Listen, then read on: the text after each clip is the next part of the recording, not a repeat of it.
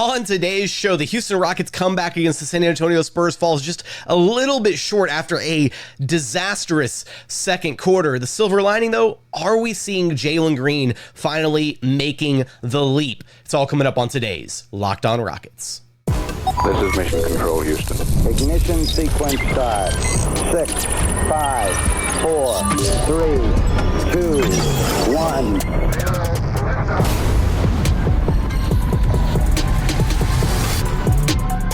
What's up, and welcome to another edition of Locked On Rockets, your daily podcast home for everything Houston Rockets basketball. As always, I'm your host, Jackson Gatlin, native Houstonian and credentialed media member. I'm also the host of Locked On NBA Thursdays. That one's new.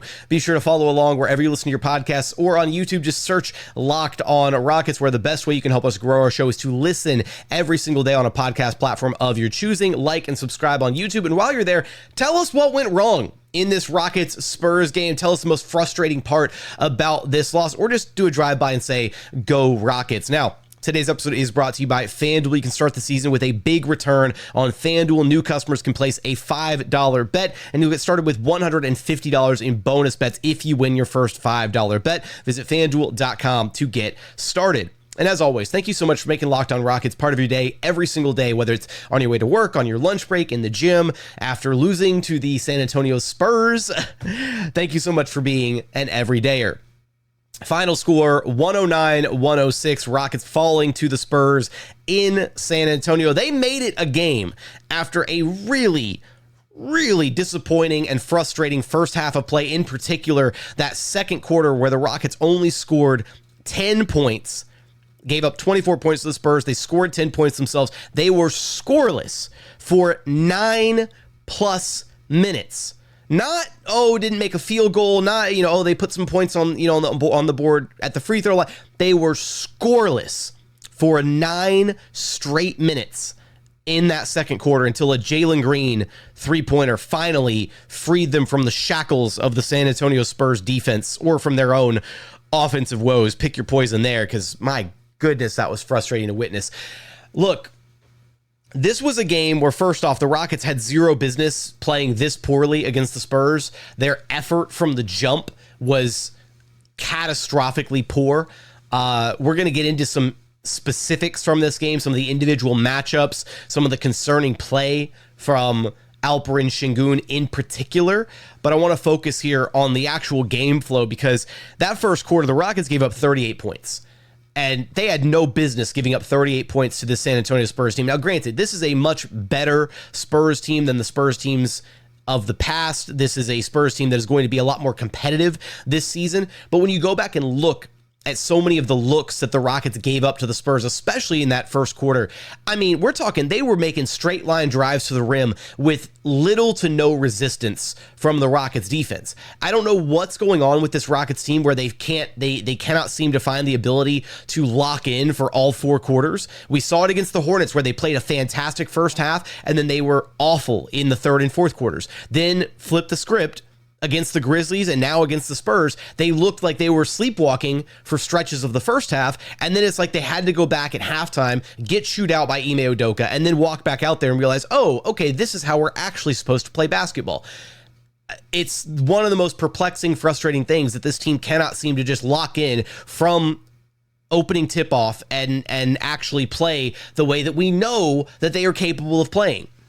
So you give up 38 points to the Spurs in the first quarter. The Rockets themselves had some hot shooting early in this game, but that disappeared in the second quarter while the Spurs continued to pour it on. So Rockets went into halftime with a 20-some-odd point deficit, which was just ridiculous to have to, overcome. When you dig yourself a hole like that, you have to expend so much energy and effort to then climb back out of it and make it a competitive game, which surprisingly, I guess, the Rockets were able to do. They had a fantastic second half. They really locked in, and they had a lineup. They ultimately decided to play small for a majority of the second half. Alperen Sengun did come back out to start that third quarter, but he only played a very, very small stint until the Rockets elected to, and Ime Udoka elected to adjust and basically play small ball the rest of the way.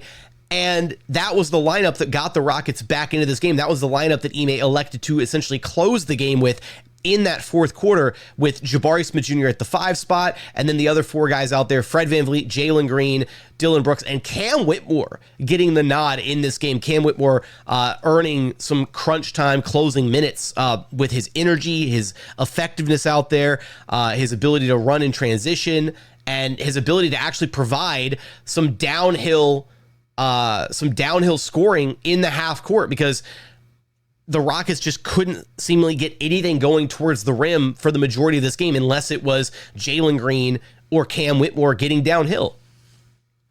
And so they claw their way back into this game.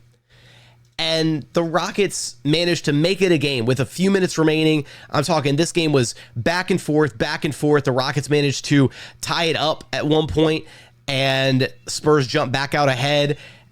And when I tell you, the number of opportunities that this team had with under a minute to go, they were right there, and the game was theirs for the taking to be able to tie this thing back up. The Rockets had not one, not two, 3 separate opportunities to tie or to take the lead with under a minute remaining. With just under a minute to go, the score was 104-102. Spurs were leading.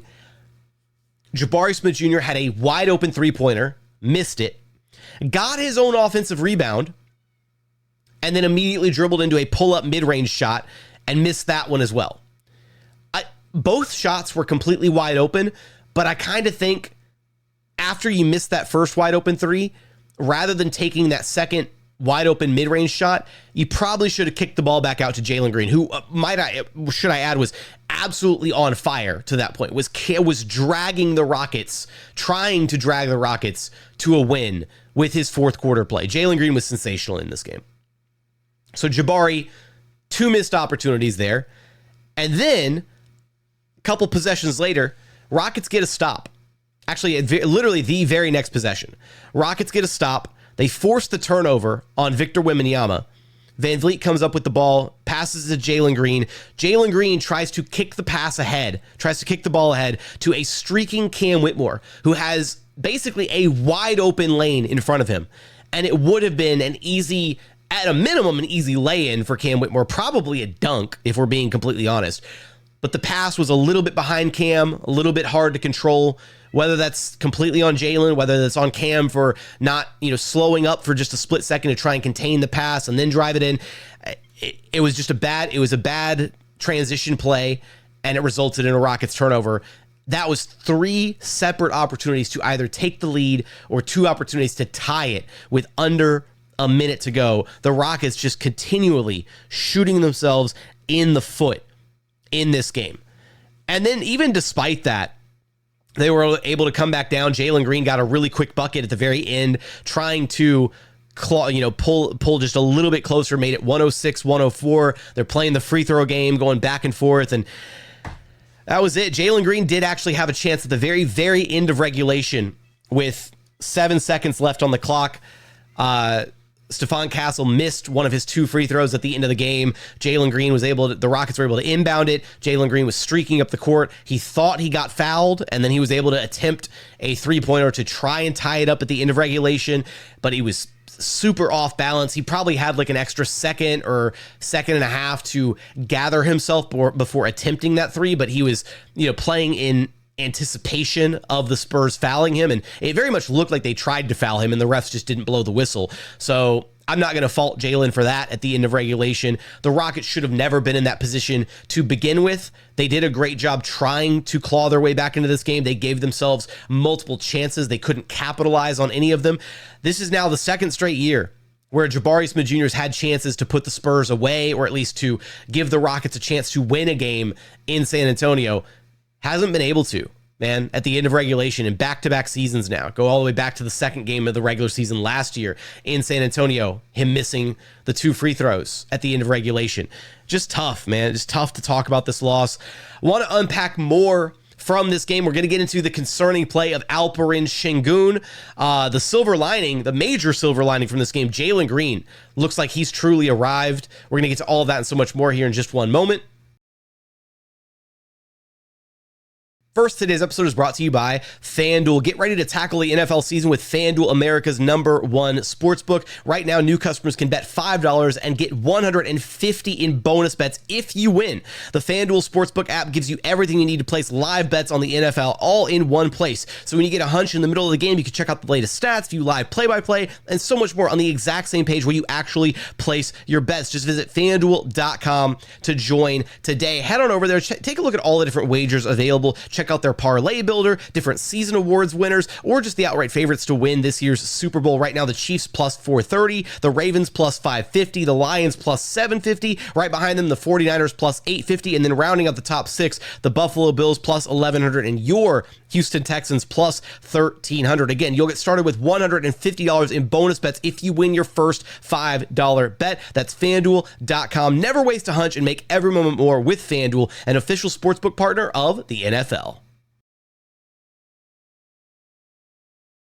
And continuing on here at Locked On Rockets, your daily podcast home for everything Houston Rockets basketball. Okay, so in this game, there were a lot of disappointing factors. Again, the outright debilitating performance of the Rockets offense in particular in that second quarter. If the Rockets have even a halfway normal second quarter, if they put up even a marginal like 20-point quarter instead of just a 10-point quarter where they had that 9-minute plus scoring drought, we're probably talking about a Rockets win instead of a Rockets loss.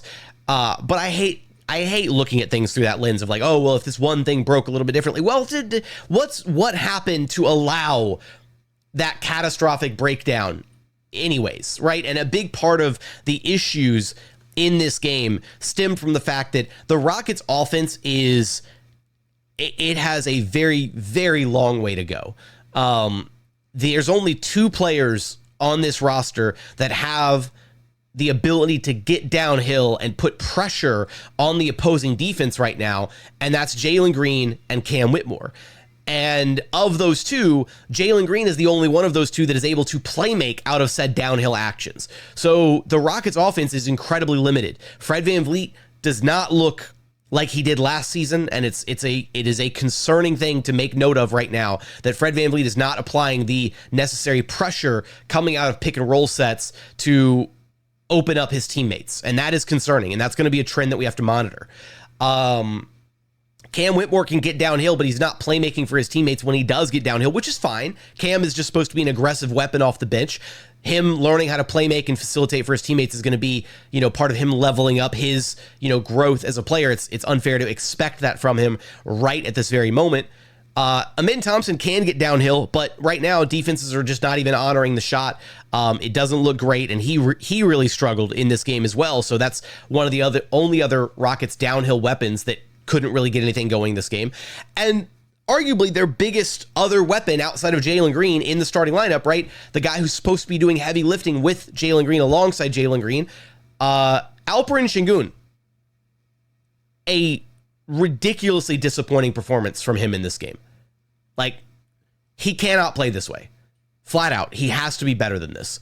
6 points, 2 of 8 shooting. He did hit 1 3. But that's about the only good thing that he brought to the table in this game. 5 rebounds, 2 assists, 2 steals, had a turnover in there. This was maybe one of the worst performances Alperen Sengun's ever had as a Houston Rocket. You could absolutely tell Victor Wembanyama had this game circled on his calendar, and he wanted to come out and he wanted to embarrass the Rockets. He wanted to show them up. He wanted to show up Alperen Sengun based on their last meetup. Because remember, Alperen Sengun dropped 45 on Wemby's head the last time these two teams played against each other. Or the last time Sengun faced Wemby. And Sengun was not ready for this matchup. He wasn't. And some of that goes into the Rockets scheme and how they utilize Sengun in this game. And I'm going to recognize that here in just a moment. But just the flat out head-to-head matchup, Sengun versus Wemby. Wemby dominated Sengun. Sengun couldn't score on him, couldn't get anything going, got blocked. Well, he got blocked at least once at the rim, and there were definitely a couple other moments where like Wemby just being in the area, just guarding Sengun one-on-one led to Sengun taking some, I don't know, unorthodox shots or shots that he normally wouldn't take, settling for some middies. Just, it was not a good game for Alperen Sengun. He did not bring the necessary energy, the tenacity, the aggressiveness that he's played with before going up against Wemby, he was shook. He was shook playing against Wemby in this game. There's no other way to put it. Now, on the other side of the court, Alperen Sengun was not responsible for guarding Wemby for a majority of his possessions. The Rockets electing to go with, some combination of Dillon Brooks, at times Jabari Smith Jr. Yeah, Sengun got switched onto him for a couple possessions, but Wemby on the other end posted 29 points on 10 of 17 shooting, 2 of 5 from deep, 7 of 8 at the free throw line. Wemby looked like an all-generational, all-world talent in this game. He looked like a top 10 player in the NBA. And Sengun looked pedestrian playing against him. The Rockets need more. Alperen Sengun cannot play this way if the Rockets want to be able to win games. Like, you can't have one of your two best players just flat out not show up. And this is the same thing that happened a lot of last season, where Alperen Sengun would show up and have these big, strong, awesome games, and then Jalen Green was the guy who was struggling. And now it's like they Freaky Friday'd for a second because Alperen Sengun looked awful in this game and Jalen Green looked like the future superstar. So they need to get these two guys playing on the same page. They need to get these two guys excelling with one another, because otherwise the Rockets are in for a very long season. If they can't find a way to get both of their guys playing at the best of their ability, if they can't get the best version of Jalen Green and the best version of Alperen Sengun playing alongside one another, that is going to be a major cause for concern this season. Some of Sengun's struggles were self-inflicted, absolutely. He didn't look decisive enough out there at times, but some of it also comes from scheme and identifying weaknesses in what the Spurs were doing. Case in point, Wemby plays these like really short, like weird stretches. Like they Pop uses Wemby a lot like how the Bucks used Giannis during the Bucks championship season a few years back, where Budenholzer would like deploy Giannis in these short, like 4, 5, 6 minute stretches and then let him get a quick breather and then put him back in so that he could pulverize on the bench units. And the Spurs do that a lot with Wemby, where he'll play these short little stretches, go get a breather, and then come back in for another short stretch, right? In the minutes where Victor Wembanyama was not on the floor, why? Please explain to me why the Rockets did not immediately go to, hey, okay, Wemby's not out there. Sengun, get to your post-up game, right? Start attacking the defense because Wemby's not out there lurking to block your shot or guarding you in single coverage, whatever. They didn't do that. They didn't give Sengun nearly enough touches when Wemby wasn't on the floor. And on top of that, it'd be one thing if it was like, okay, Sengun's not getting touches, but other guys are attacking, they're breaking down the defense, they're being aggressive because Wemby's off the floor. No, the Rockets just flat out did not attack enough. They did not get downhill enough. They did not put nearly enough pressure on the Spurs defense until the second half, until really that fourth quarter was where we started seeing a lot of downhill action. We saw Jalen Green really making it a point to try and get all the way to the rim, putting pressure on the Spurs defense, even when Wemby was in the game. So why couldn't that have happened 3 quarters sooner? Why couldn't that have happened from the jump? The moment Victor Wembanyama sits down to get a breather on the bench, the Rockets should have been all out, incessantly attacking the Spurs at the rim. They should have put all that pressure on them, and they didn't. And it was a really disappointing performance. So you have to expect more out of Alperen Sengun. And we talked about this last episode, that Jabari Smith Jr. very much feels like he's the X factor for this Rockets team. Sengun and Jabari were very much the two letdowns in the Rockets starting lineup in this game. Dillon Brooks did his job and hit some really big shots down the stretch of this game. Fred VanVleet, despite the concerns with him not really being able to put a ton of pressure on the Spurs defense, getting downhill, operating out of the pick and roll, guess what? He was still able to play off ball to Jalen Green, who was dominating and running the offense in this game. He was still able to play off ball to Jalen Green and knock down his open shots. And he was still able to facilitate at a respectable level in this game. Fred had 18 points on 5 of 12 shooting. Dillon Brooks had 16 points on 6 of 12 shooting. And Fred had 7 assists to go along with that, as well as 3 steals, including the steal that could have led to the game-tying basket had Jalen and Cam been a little bit more, in sync on that final play of the game, that final pass ahead. But Sengun was just entirely disappointing, and so was Jabari in this game. Jabari had 7 points on 3 of 10 shooting, only 7 rebounds. He had an assist, he had a steal in there, but if Jabari's not absolutely crushing the glass and dominating on the boards, and on top of that, he's also woefully inefficient on the offensive end. Again, 7 points, 3 of 10 shooting, 1 of 4 from downtown. Like, I'm sorry, other guys waiting on the bench provide more at this point than Jabari does? If he's not, he has to do something, right? He either has to be a knockdown three-point shooter, or he has to be just dominant on the glass, giving the Rockets second and third opportunities offensively, as well as bringing elite switchable defense to the table. The defense is there, and the defense is consistent. I'll give him that. But you also have two other guys in Thompson and Tari Eason who provide more than Jabari does. If he's not dominating the glass and if he's not knocking down shots, then both of those guys are arguably better fits and more productive pieces of the Rockets rotation and can be more impactful in certain lineups than Jabari if he's not knocking down shots and if he's not rebounding. Like, you got to pick one. Ideally, he's doing both of them. Ideally, he's rebounding at a high level and knocking down his shots. But if at least if he's bringing one of them to the table, then you can make the argument that he should still be out there on the floor. But in this game, he wasn't rebounding at an elite rate, and he wasn't knocking down shots. In fact, he cost the Rockets by not hitting either of those two shots. The way that Jalen Green was playing, Jabari should have absolutely kicked the ball back out and given Jalen Green another shot. The fact that Jalen didn't touch the ball on that possession, the possession didn't end with Jalen Green attempting a shot, or at least facilitating for one of Dylan Brooks or Fred VanVleet to try and knock down a shot there with under a minute to go in such a close game, that was bad execution. Jabari has to have better self-awareness than that to know where he was at that point in the game, that he was struggling and that other guys had it going and that he didn't. So, look, I've railed on these guys for a little bit in this episode. I want to end with some positivity, an incredibly encouraging silver lining, if you will. I hate moral victories. This team feels like they have gotten past the need for moral victories, but if this is the version of Jalen Green that the Rockets are going to get this season, then that's an incredibly exciting thing. We're going to talk about his performance coming up here in just a moment. Is he finally making the leap? Going to get there in just one moment. First, today's episode is brought to you by Game Time. Look, Game Time Picks filters out the fluff to show you only incredible deals on great seats, so you don't have to waste time searching through thousands of different ticketing offers. But that's not the only feature that they have that's incredible. They've got their Game Time ticket coverage, the most flexible customer service policy in the industry, their lowest price guarantee, views from your seat, and my favorite, their all-in pricing. When you download the Game Time app, you toggle on their all-in pricing feature. They are fully transparent from start to finish, so you don't get surprised at the very end of the process. I don't know about you, when I'm buying tickets to a concert or sporting event, whatever, I hate when you're going through the process and at the very end they hit you with like the digital handling fee and the service charges and the convenience fees. It sucks, right? That doesn't happen with Game Time. They're fully transparent with their all-in pricing feature. So take the guesswork out of buying your tickets with Game Time. Download the Game Time app, create an account, and use code LOCKEDONNBA for $20 off of your first purchase. Terms apply. Again, create an account, redeem code LOCKEDONNBA. That's LOCKEDONNBA for $20 off. Download Game Time today. What time is it? It's game time.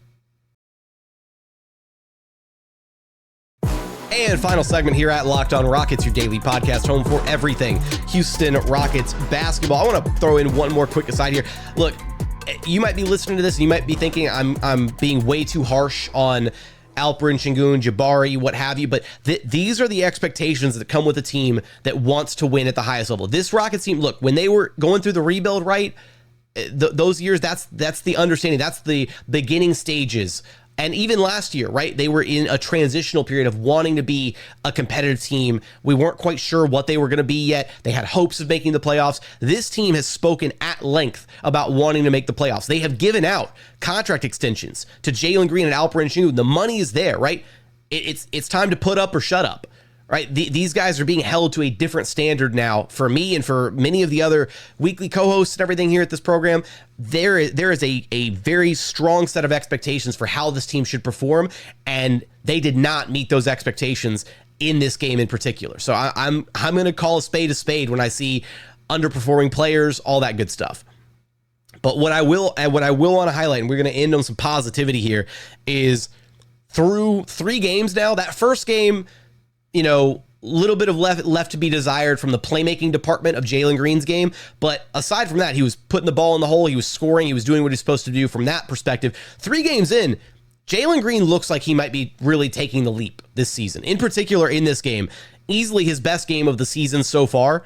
29 points, 10 of 22 shooting, 3 of 10 from downtown. He made it to the free throw line 6 times, hit all 6 of them. 6 rebounds, 5 assists. did have 2 turnovers in there, but overall, such an impressive performance by Jalen Green, and genuinely a full 4-quarter performance from Jalen Green. He has a tendency to, at times, disappear for a quarter or two of a given game, and those are the issues. I've highlighted this in the past, where Jalen cannot be the Rockets' number 1 scoring option or even their number 2 scoring option, and you can't disappear and have 0-point quarters, for half the game. There's no, your offense can't rely on you if that's going to be a consistent trend. In this game, Jalen Green, first quarter, 9 points, 2 of 4 shooting.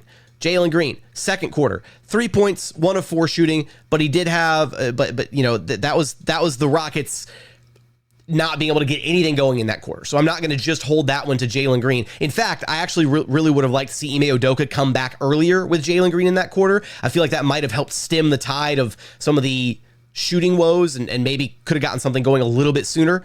Third quarter, Jalen starts to really put the team on his back. 6 points, dishes out a couple assists in that frame, and then it was the fourth quarter where he really showed up in a big way. That lineup, that small ball lineup to close out the game with Jabari at the 5, Cam Whitmore out there, and Jalen Green, Dillon Brooks, and Fred VanVleet all tried to help seal the win in this game. Jalen had 11 points on 5 of 7 shooting in that quarter, 3 assists, got downhill, was creating for his teammates, was fit. He had a play where he drove and finished through contact with Victor Wembanyama, outstretched arms right in front of him.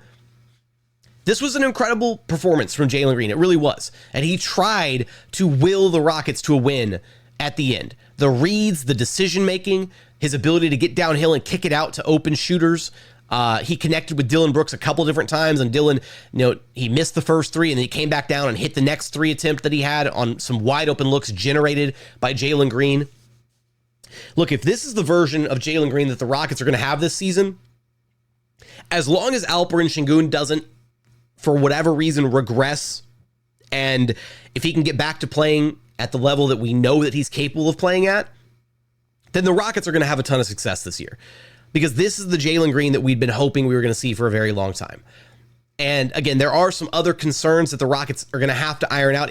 If Fred is not going to have the downhill gravity he needs to have, then guess what? Okay, if Jalen Green's ready to be the lead playmaker and the lead facilitator for the Rockets, he looks ready, then that's fine. Jalen Green can take over that mantle, and Fred VanVleet can play off ball to Jalen Green, and that's totally okay.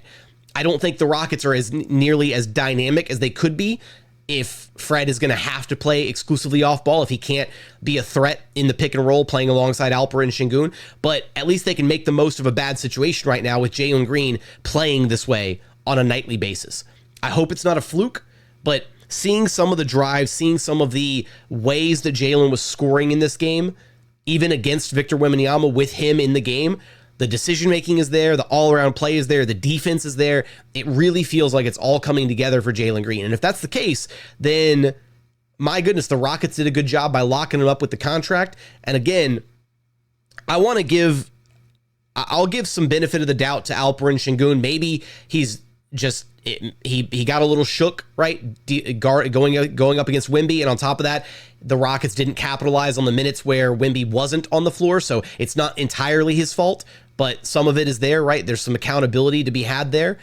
Moving forward, though, if they can get this Jalen Green and the normal version of Alperen Sengun on a nightly basis, even if Alpi had the same kind of game that he had against the Grizzlies, right, which was a mediocre game by Alperen Sengun standards, if he has that kind of game, then we're talking about a Rockets win. So when you have your 2 best players and one of them just doesn't deliver, then it's going to be really, really tough to win a given game. Now, the Rockets were still really close to winning, and they still had plenty of opportunities late in this game to win, but they couldn't quite get over the finish line. The good news is they have a second attempt at these Spurs Monday night. They're in San Antonio yet again. They're going to watch film. They're going to make adjustments. They're going to come back out, and they should be able to come back out and win. Because let's face it, the Rockets did not play their best game. And the Spurs had what felt like a really phenomenal performance, and the Rockets were still right there with them at the end of regulation. A couple things break differently. Rockets win this game, and we're feeling really good, up 2-1 to start the season. Instead, 1-2, Spurs get a win. Maybe they had some extra juice because it was their home opener, all that good stuff. You can make all these different arguments. I just want to see this team flat out play better. Sengun can play better than this. Jabari can and should play better than he's been playing. But Jalen Green, strong game. Fred VanVleet and Dylan Brooks, they were disappointing in the first half, but they very much did their jobs to close out this game in the second half. And then off the bench, highlighted Cam Whitmore and why, shout out to Ime Udoka for giving Cam the chance to close out this game. It felt like he needed to go with a guy who could provide some, who could put some pressure on the Spurs defense, and that's why it looked like he went with Cam Whitmore in this game. Jock Landale, also shout out to Jock, who was holding down that backup 5 position. Still no Steven Adams for the Rockets. Jock Landale, 13 points, couple rebounds, 5 of 7 shooting, was providing some offense when the Rockets really didn't have anything else going for them at times in this game. So shout out to Jock Landale, consummate professional, staying ready to play, despite knowing that he's probably going to be buried in the depth chart once Steven Adams is healthy. And then Tari Eason off the bench, 6 points in 18 minutes, had a couple rebounds, couple assists, 3 steals, had a block in there. Tari, some good defense in stretches of this game, but both Tari and Amin Thompson were gambling at times in this game defensively, and they need to learn when to just play good, solid defense straight up versus gambling and trying to get stuff done, trying to, take risky plays on the defensive end. Ime Udoka talked about that a little bit post-game. But all in all, a frustrating loss. The Rockets were right there at the end with a chance to win it, a chance to tie it up at least. And I fully expect this team to come back out next game with some adjustments. And look, Sengun is going to have a bounce back game.